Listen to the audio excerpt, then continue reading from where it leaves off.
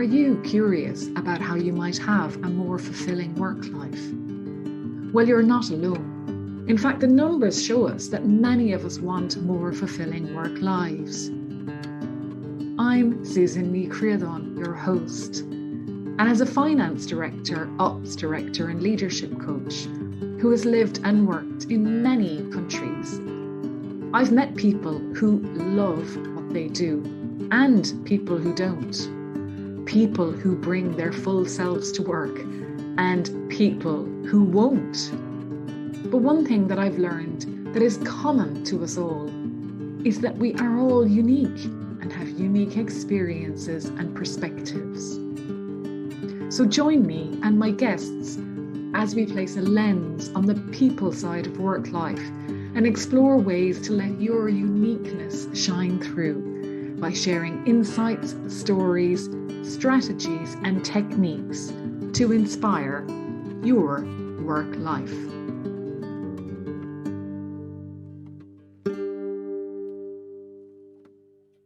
Today, I am really delighted to be joined by Kaveh Sadeghian out in Colorado. I hope I got that right, Kaveh. Welcome to Life Beyond the Numbers. Thank you, Susan. It's great to be here, and yeah, thanks for making the time to chat. I'm looking forward to this. Me too. Now, your favorite word is just such a great favorite word. Tell me what it is. I love the word why. Since I was 3, hasn't changed, for better or for worse. So you were one of those kids who was why, like we all were, but you've never stopped. I've done my best. I think there were periods of time where I used it less frequently, and I definitely still do use it less frequently than I did as a kid. I have to, for better or for worse, like maintain my social connections and relationships as an adult. And if I maintained that, I probably would have no friends.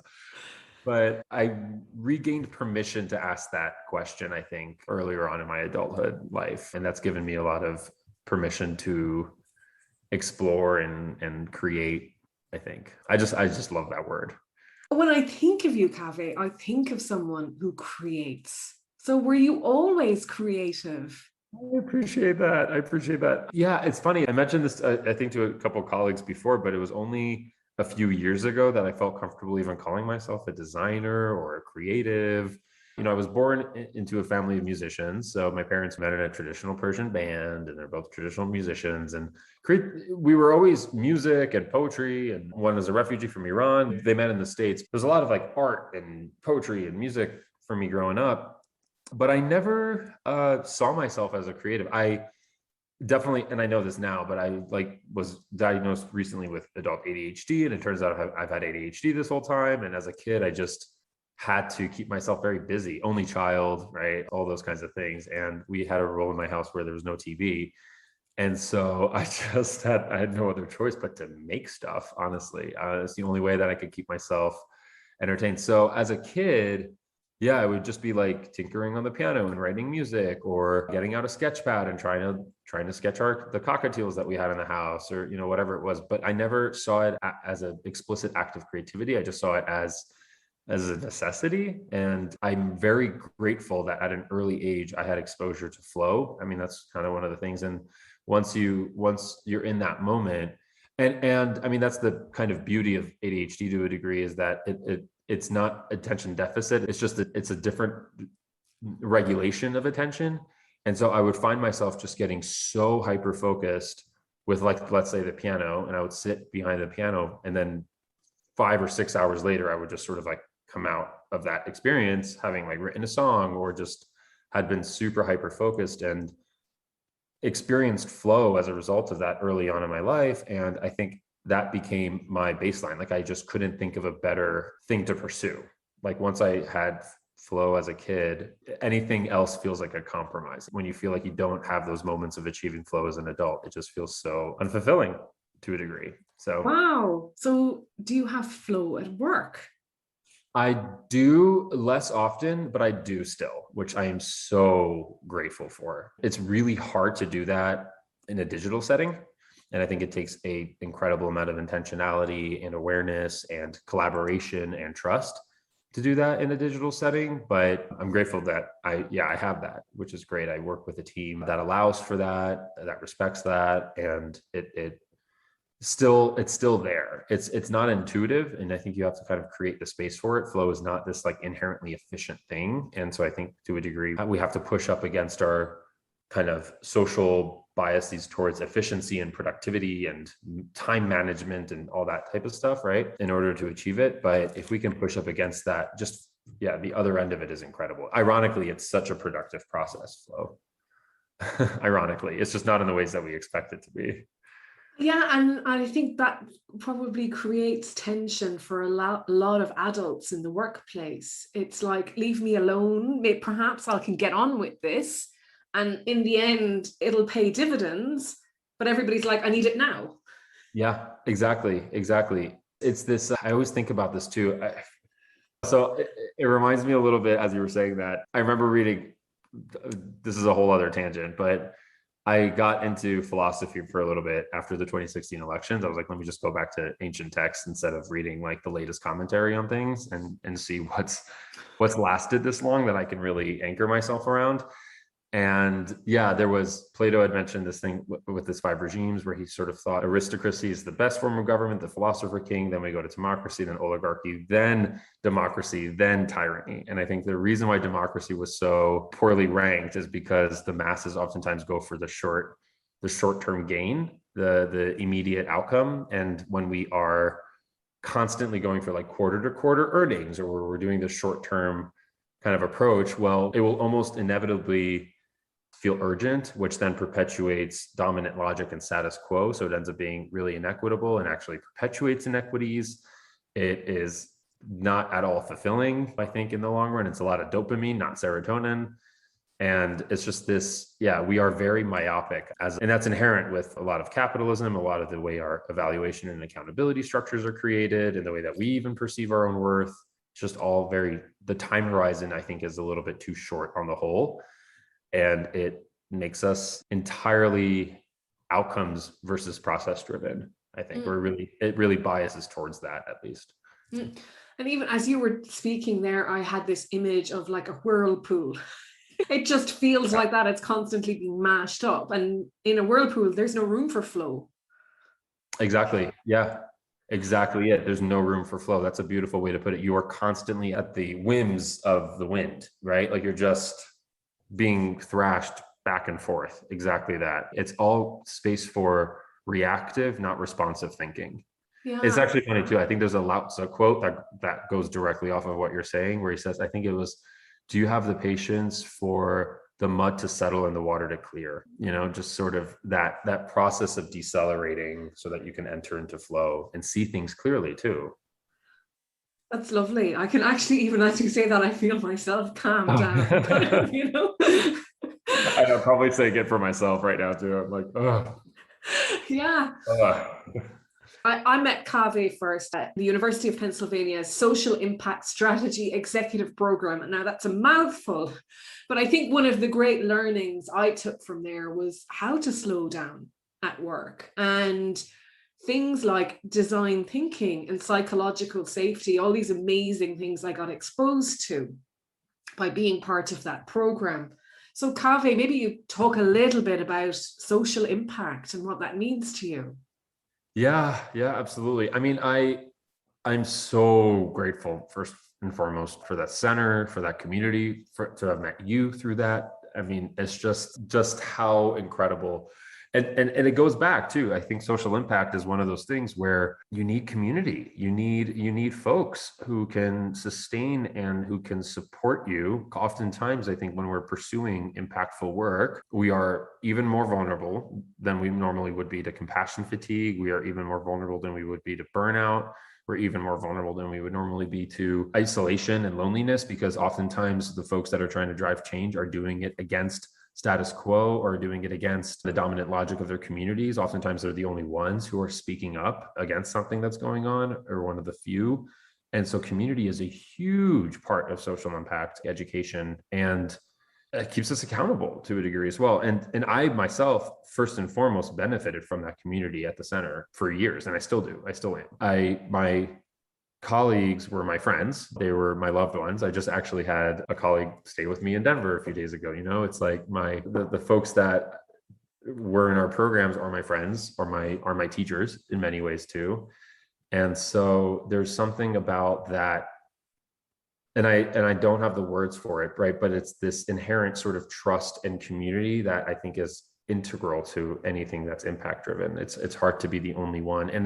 And I bring that up because we really have to push up first and foremost against this idea that social impact is driven by an individual. I think that's one of the really, I understand the origins of it. And I think it stems a little bit from the industrial era and the way that we sort of look at work, where we look at the light bulb and we say, Thomas Edison invented it. Well, like, he also had a lab of 100 people and had a lot of capital and a lot of privilege and the ability to make lots of mistakes and maximize on a lot of other folks' patents. Like, sure, he did a lot of great work, but let's look at the big picture. And I think a lot of major movements and moments of change in our historically, it's easier from a narrative standpoint to assume one person drives that, but really it's a whole movement and it's a whole community, and it's so much more than that. So I think we were conscious of that from the get-go. And ironically, our roots at the center had started with social entrepreneurship, which inherently really brings it down to the entrepreneur or entrepreneurs, right? It's still individualistic,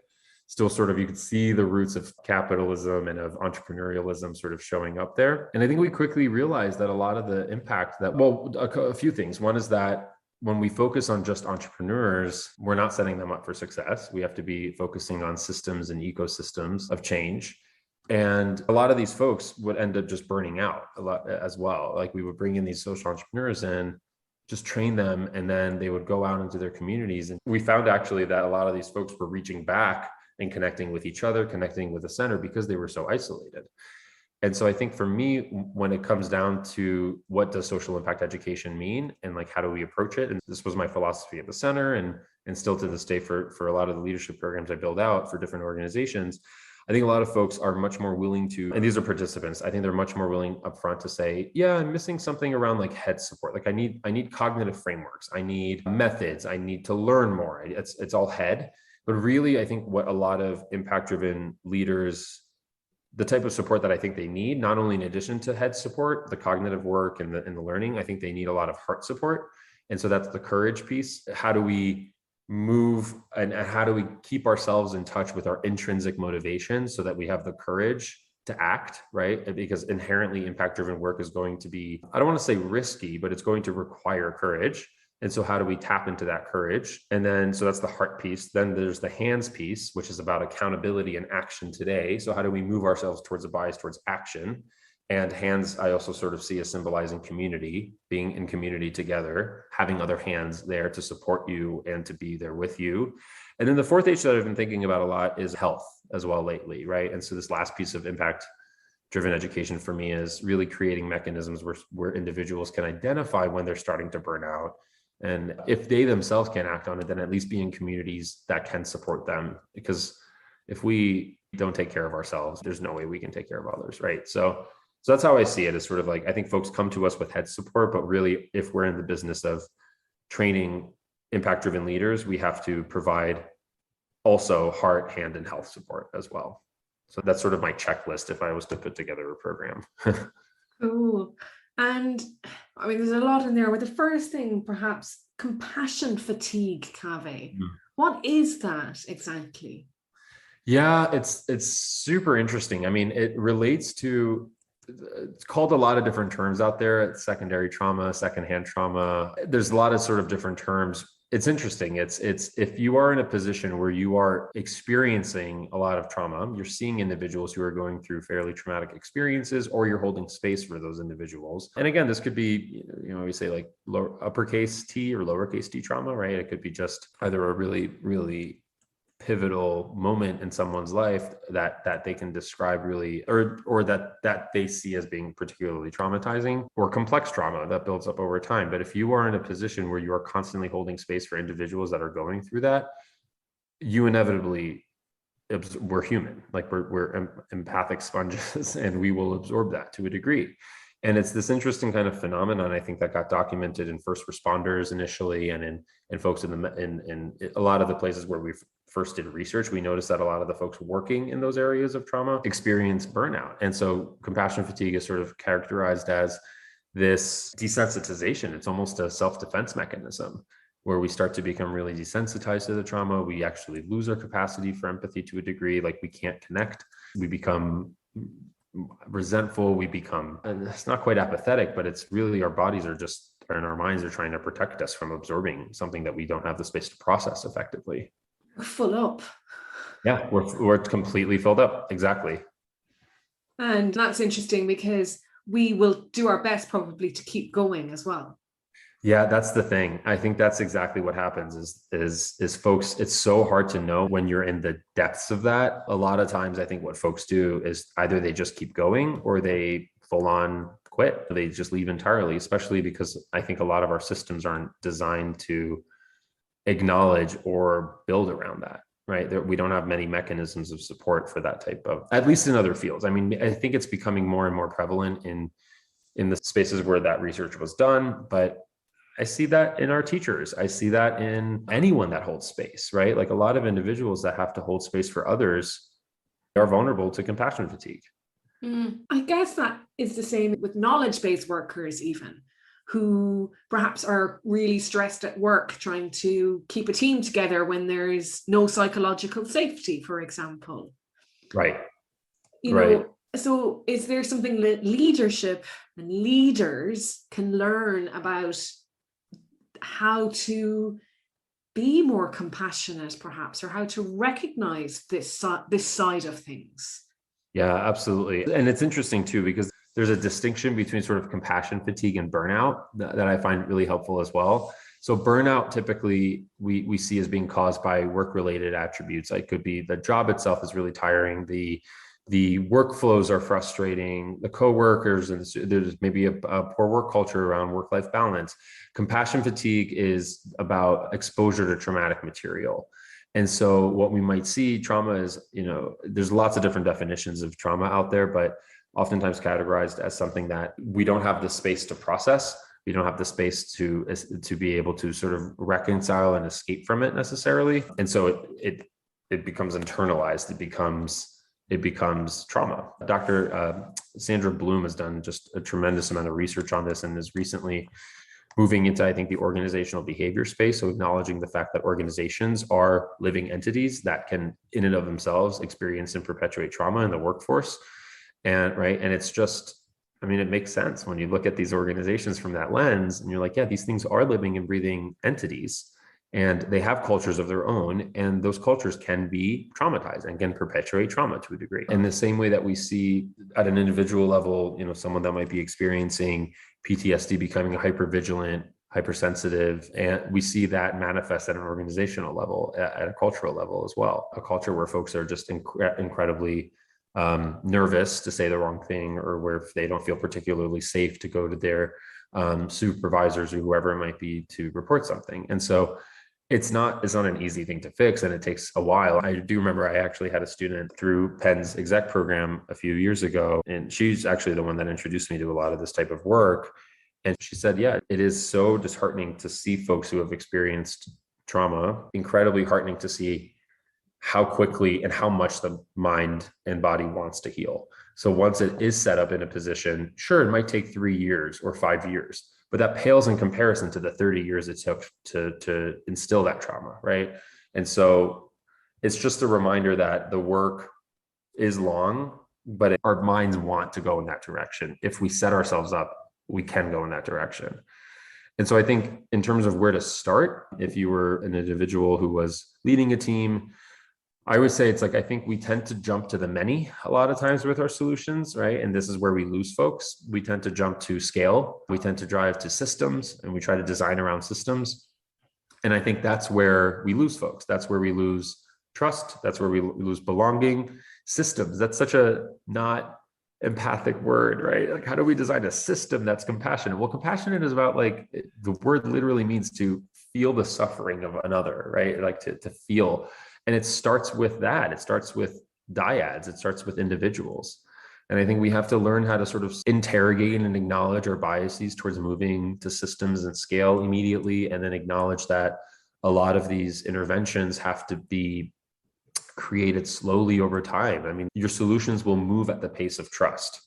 And that starts with individuals and talking to each other, listening to each other, repeating back what they've heard, making sure they got it right. And then those pairs into small groups, right? It's there's no other way in my mind for this to scale up. It has to start at that individual level, and leadership needs to be bought into it the entire way through. I mean, it has to also come from that you can't fake that. You can't, there's people can smell that dishonesty. I don't want to say dishonesty, but it's, you got to walk the walk. Hypocrisy, perhaps. Hypocrisy. Yeah. You have to walk the walk when it comes to this work. You really There's no do. other way. Yeah, you really do. And it's an environment, isn't it? I mean, that's what we're talking about as well. And if the environment is correct, whether that's a global climate environment or an organizational environment, things will thrive. And I think we don't focus on the environment as much. We focus more perhaps on purpose and meaning and the why, when actually perhaps looking at the foundation is often where we need to grow our businesses from. Absolutely. Yeah, exactly that. I mean, and I love that too, because a lot of the times our purpose and our vision work, I mean, it goes back to the why to a degree, but we have to acknowledge the who and the why. Who are we that's coming together, and how are people feeling right now, and how do we start from that point and connect us to the why as well. So I feel like there's probably a graphic here that we could come up with together that represents this, but it really starts with, for me at least, it's always started with, how do you create a space where someone feels comfortable to show up as they already are? And I think in a world where we have a lot of teams and accountability structures, and we're measuring folks about performance all the time, and folks feel like they have to, I mean, imposter syndrome is just all over the place, right? In terms of us feeling like we need to act or behave or produce a certain way. And how do we create cultures and spaces where folks are actively given permission to show up as they are, and allow folks space to showcase their passions and showcase their values, and know that their work is going to respect those values. In one way, it doesn't sound like a lot to ask for. And that's the thing, I think. But it is, I think the point you made about systems and processes, and perhaps process is okay, but the systems and the scales are the things that need to be relaxed a little bit. And it's a bit what I learned a lot from you guys at the center as well, I think, is about failure. That actually it's okay to try a couple of different things with different people, and it's okay for them not to work, as long as you're on that road to trying to get things to work. Exactly.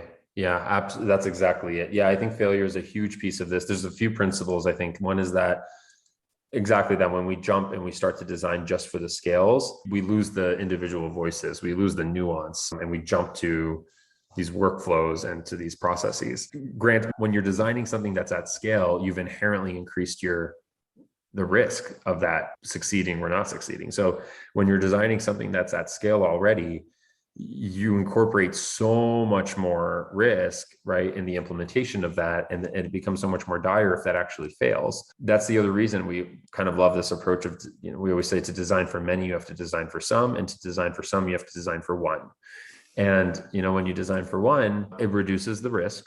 You're able to, it's not even necessarily that there's a lot more room for failure, but you can catch those failures in conversation instead of in a product, right? I could have a conversation with you and say, well, what if X, Y, Z? And you can say no. And then if I hadn't had that conversation and I kind of went along with my assumption at scale, implemented it, and then found out that failure once it's been implemented or piloted, I mean, again, much more potentially dire than conversation with an individual where I had already established trust and had buy-in, right? It's sort of, the approach is an inductive approach to creating versus a deductive one, is another way to look at it. And that's, I think, one thing that we've really emphasized. And that's where a lot of design thinking and equity-centered design thinking principles kick in. Yeah.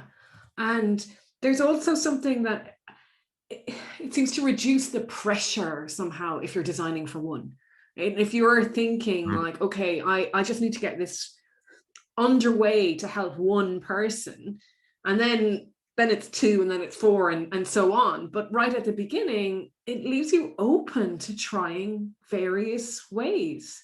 Exactly. Yeah. It makes it personal. It makes it approachable. It makes it, we can't, and again, I don't know about you all, but like I have such an inclination to just spin into the macro. Like I am so concerned about scale. And again, if I interrogate the roots of that, I wonder where they come from. And I think some of it must be from my like immigrant background and being fairly, just being raised to be ambitious and make an impact on the world. And so I just I find myself just constantly biasing towards scale.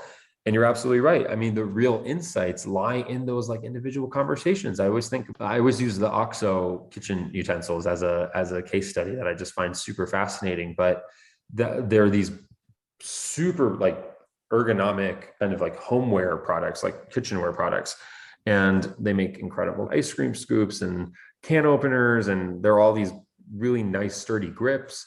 And the founder, I think, had actually originally created the inspiration for those was his wife, who had severe rheumatoid arthritis. And she, I think, loved to work and loved to cook. And so he created these products that made it a little bit easier for her to keep doing what she loved. And it turns out that everyone benefits from those, right? It's like they actually made it easy for everyone. So it was designed for one. It was designed for an individual with severe rheumatoid arthritis, but it turns out all of us benefit from that. And I think Microsoft has this really gorgeous new framework around inclusive design, where they sort of say, we have to think of these in different phases. And I'm pretty sure a framework that they offer is, you can design something for folks that might permanently need that solution, but that permanent solution could also be designed for someone that temporarily needs that solution, or for someone who circumstantially needs that solution. And so I think the example they gave is, someone that might have lost a limb, and that you might design a solution for that person that's permanent, but that same solution might benefit someone with a broken arm. And that same solution might benefit a new parent who has to carry a child in his arm, right? We're still, when we design for one, we can actually design for many at the same time, but we have to start with the one. Mm-hmm. Because I really like that, because otherwise you're just off, aren't you? And you've got a one size fits all approach, and it doesn't. Yep. And that's where we lose people. That's where things become inequitable, right? That's where we design for the majority. That's where we maintain status quo. That's where dominant logic comes in. We have to start at the one, and it has to be slow. It's all of these. And you can even just take that down to performance reviews and everything like that in the workplace that is kind of just standardized. I mean, that's often what I would have done that myself working in finance, standardized. But it doesn't always work. And something I wanted to go back to, Kaveh, as well, is we talked a little bit about trauma, and I don't want to go into trauma in a lot here, but I think it's just, we often think of trauma as something that is really bad, like a massive car accident or a death in the family or whatever, but a huge life event. And I think that definition or understanding of trauma is changing. So I suppose in the workplace, you might be working with people who have experienced trauma in their lives. They've responded to an event differently than you might. And for them, it's a trauma. And that's a difficult space to navigate. Yeah, it really is. And I think for me, what I've done is, I just assume that we all have experienced some form of trauma or another. Statistically, we have, at least when we look at some of the stats. And folks arrive into a space with context and with experiences that are going to impact the way that certain stimuli are perceived and interpreted and how we respond to them based on those prior experiences. That, I think, is just at its core fact, like inevitably. And in many of those cases, folks, I think we're now finally finding language to acknowledge that some of those experiences have come together to create complex trauma. So either, again, capital T is, I think, how we've sort of seen it before, post-traumatic stress disorder, really kind of these zeroing in around these traumatic events, but we're also realizing that complex trauma exists, and that's multiple traumas that have emerged, right? And again, in these different ways, it's interpersonal dynamics that have created trauma, this feeling of being trapped or of being trapped. Even this pandemic, right? Like a lot of us have felt trapped and felt like we couldn't go somewhere. That maps to complex trauma to a degree, right? That can in and of itself be a traumatic experience. And so acknowledging that that exists, I think, is the first step. And the fact that we are in these work environments that we spend majority of our waking hours in, where these, if we really want to address, I think, workplace adjustments and workplace changes, we also have to acknowledge what folks are carrying with them in these spaces as well. I don't think we operate in this. For me, I feel like this idea that we are actually capable of code switching so quickly, like the individual, we just work-life balance. You leave life and you go to work, and you leave work and it doesn't, no. It's like we're deeply human. That's why we want purpose in our work, right? If we didn't want purpose in our work, then we could separate everything out. But I just feel like we have to acknowledge the humanity of our colleagues, and part of that, and that means acknowledging trauma as well. Yeah, every part of us. You can't pick and choose. Yeah. You can't just bring to work the good stuff and leave all the crap stuff at home or whatever. It's like you are who you are. And maybe that's one of the last things we could talk about is your stories, Kaveh, make you who you are. And I know storytelling is one of your fortes also. Oh, I appreciate that. I don't know. I find stories just to be so powerful. I feel like they are, I mean, they're many things, right? They're in many ways like the connective tissue of our societies and our systems, going back to that, right? It's what ties us together. It's what aligns massive groups of individuals around a common goal, a common cause. It communicates values. It communicates almost like an operating system. A good story tells you how you ought to behave, who you can become, who you were, who we are as a collective. I mean, it's just, there's so much power in a story. And I just find them fascinating as tools for social movements as a whole, but also as tools it's a double-edged sword. It could be, I think it was Albert Camus who said, were it not for the storyteller, civilization would destroy itself.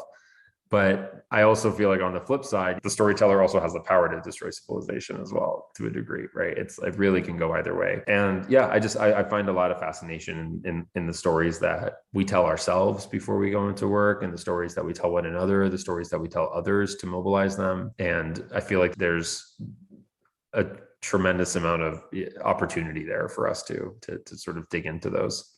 And understanding your own story, it's, that can give you, I think, great confidence as well. If you can piece together who you are, even if it's looking back to bring it forward, but there's power in knowing your story.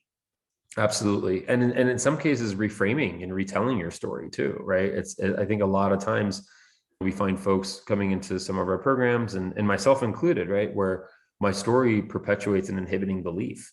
It perpetuates something that is not entirely true about myself. I'm telling the story about maybe something that I couldn't do or something that I didn't live up to. And these are the stories that are in my mind. And there is an opportunity to rewrite those stories to a degree. It goes through another draft, and those stories, and there's truth to them regardless. And so, yeah, that's exactly right. I feel like it's so important for us to look back and you can't do this all the time. I mean, that's the other thing I was going to say, even with the workforce and the system stuff. This is the other thing I sort of like about design thinking, is that it systematizes when to be in these spaces. And so I think these moments of introspection and of looking through your stories and whatnot are incredibly valuable. That said, if we were in this space all the time, I personally would just emotionally burn out. Yeah, I would be in a constant existential spiral into the depths of my existence. And it's not easy to be in those spaces. I think we have to figure out how to time block those, and then sort of go back and try them out in the real world, and then come back and reevaluate them. And I think that's one of the things I like about design thinking, is that it gives you permission and a cadence to sort of switch between these modalities of implementation and interrogation, maybe. And I think this introspection work ought to follow that too. So I don't think it's easy to, but even systematizing, maybe it's an hour in the morning, maybe it's once a quarter with your friends, but it's hard to be in that space all the time, I think. And it's okay to give yourself permission not to be in that space all the time. And also, I'm not sure you'll learn if you're completely in that space all the time Exactly. either, because it's like anything, you won't see the wood for the trees after a while. Exactly right. Yeah, you have to still go out into the world and try it and practice it and not try to change it, and gather information about how this lives. And that's where a lot of the compassion work kicks in. I think that's where some of the self-compassion work kicks in as well. I know Kristen Neff has just been doing incredible work over in UT Austin around this, but she sort of characterizes self-compassion as being the buffer between who you were and who you can become. And I think a lot of the times, you go out into the world and you will fail. And even if your intention was to try something a little bit differently, you will stumble. You won't get it right exactly. But the way that we can mine insight and mine growth out of that is through self-compassion. I think we have to tell ourselves that it's okay that we did that. And sure, we have to become better, and we will, and we're on that road. But if we don't have that initial sort of self-compassion foundation, we're also at risk of just defining ourselves. And again, playing into those stories and saying, well, I guess that's just who I am. I'm just someone that can't get up early in the morning. I'm just someone that is going to, keep forgetting my mom's birthday or whatever it might be. And we just codify that belief. Or constantly just chastising ourselves. Yep. Yeah. Exactly. Which just makes it even harder to do anything, to change. Wow. Well, we've been all over. And I'd like to leave with the quote that I saw on your website, Kaveh, which is by Khalil Gibran. And maybe you just tell us that quote and what it means to you. Yeah, absolutely. I love this quote so much. Work is love made visible. And I think the full quote, let me see if I can find it. Yeah, work is love made visible. And if you cannot work with love, but only with distaste, it is better that you should leave your work and sit at the gate of the temple and take alms of those who work with joy. And so, that's the full quote. But I think for me, it's that it goes back to flow, just to bring it, I guess, full circle for me. And it's not always like, that's the other thing I was going to say, is that it won't always be like this. And that's where I think self-compassion, and that's where community, and that's where, just to tie everything that we've talked to, it won't always be like this. And work being love made visible is in many ways an aspiration for me, but it is one that I keep close to my heart. And I know in my heart of hearts that it is possible, even in the dark, even in like the darker days. And in moments that I can't, I surround myself with people who are pursuing that work, and they themselves might not be there, but it is so important to surround ourselves with individuals that continue to remind us that it's possible, that the work that we do in this generation around that will create a much more effective starting point for others in future generations as well. This goes way beyond us in our time. And I would love to hand over a series of sort of beliefs and systems that maybe undo a little bit of the industrial era for the next generation, maybe set them up with a little bit more success in terms of integrating their purpose and themselves and their work. And I think humans are just incredibly, we look at history, we are resourceful.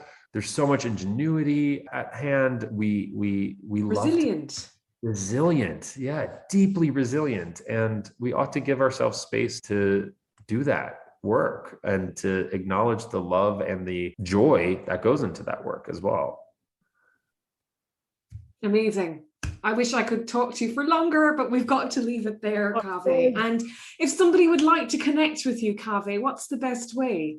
Oh yeah, absolutely. I am absolutely available. My email is Kaveh, so just KAV as in Victor, EH as in Harry, at upenn.edu. Kaveh@upenn.edu. So anytime, I'm always excited to chat. I know at the center we have an office hours for life policy. So anyone that goes through our programs, I look forward and I hope to have these conversations, because we are all in this lifelong pursuit together at this point, be it in a few months that we connect, or a few years, or a few decades. But I'm just grateful to be in your presence, Susan, and thank you for doing this work and for creating a space for folks to be able to navigate this together. I think that's it. Cool. And just folks that go ahead and do that, just do such a service for others. So really appreciate you, and thanks for this is such a great way to start my week. Great, thank you, Kaveh. Bye now. Bye. Imagine if every day you enjoy work, express yourself fully, and exceed expectations. I believe we're all entitled to have this, and that the future of work life will be changed by those who strive for and create more fulfilling work lives for themselves, their colleagues, their teams, and wider organisation. Thank you for listening today, and if you enjoyed this episode, please leave a review and share it with someone you know who is curious like you.